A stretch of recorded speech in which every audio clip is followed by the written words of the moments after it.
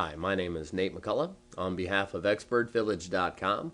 In this clip, we're going to talk about the proper way to reinstall the vehicle's brake caliper.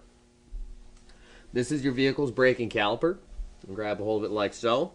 You have to take care that you don't twist this hose. All brake hoses have these lines on them, and you can follow them around. They should be in a straight line. If the hose is twisted when you reinstall it, that's going to bind up the inner tube and cause trouble in the hydraulic function of the hose. Let's take and rotate the caliper on to its mounting stud here.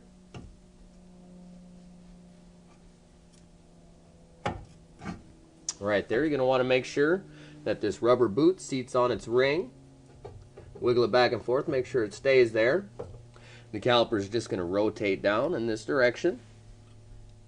Once you have it down there, you can slide the mounting bolt through, give it a wiggle, and it's a good idea to go ahead and put a couple turns on it by hand. Hand tightening that bolt is critical. If you were to just put your ratchet on it and try and run it in, you may cross thread the threads inside your caliper bridge.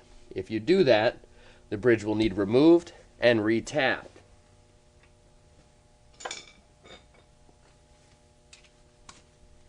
We'll go ahead and take our 7mm Allen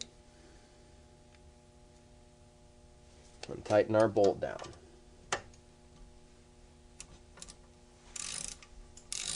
This bolt does not require a huge amount of torque for it to be properly mounted. About as hard as you can pull with just a couple fingers.